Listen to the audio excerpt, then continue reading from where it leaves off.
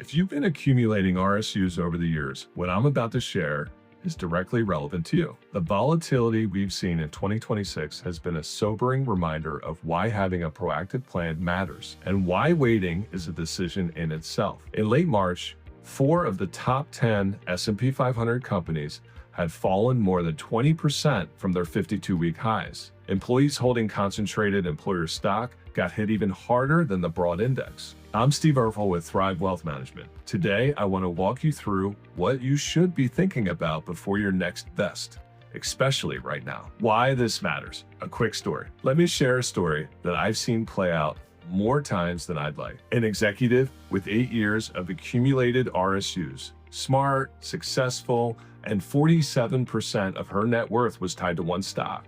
She kept telling herself she'd diversify after the next best. The M&A rumors hit. The stock dropped 28% in 6 weeks, and because her RSUs had been underwithheld for taxes, she got a nasty surprise at tax time on top of it all. The hard truth, a diversification plan started even 2 years earlier could have changed everything. The goal isn't to perfectly time the market, it's to stop letting inaction make decisions for you. RSUs in a shifting market. June is actually one of the most common RSU vest windows, and this year it lands right in the middle of some serious volatility. Summer is always when most people have real cash needs, vacations, home projects, tuition. That timing makes it even more critical to have a clear plan before you vest. So before your next vest, here are the 3 dangers I want you to be aware of. Danger number 1. Concentration risk amplified by volatility. Over-concentration can sneak up upon you faster than you think. Executives frequently have 30 to 60% of their net worth tied to a single stock, often their employer.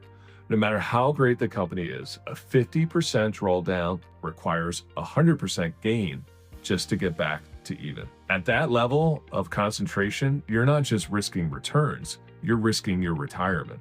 Danger number 2, the tax timing trap. RSUs are taxed as ordinary income the day they vest, not when you sell. Here's where it gets tricky. The default withholding rate is only 22%. If you're in the 32% bracket, you may be underwithheld.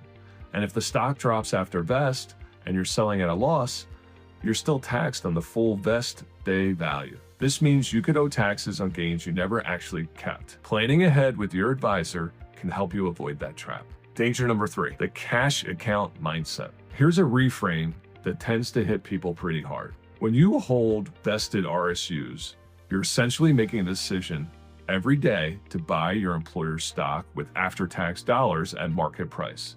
Ask yourself, if you had cash in your account right now, would you choose to put it all in this one stock? Most people would. So waiting until it comes back is really letting concentration quietly compound over time. We're here to help.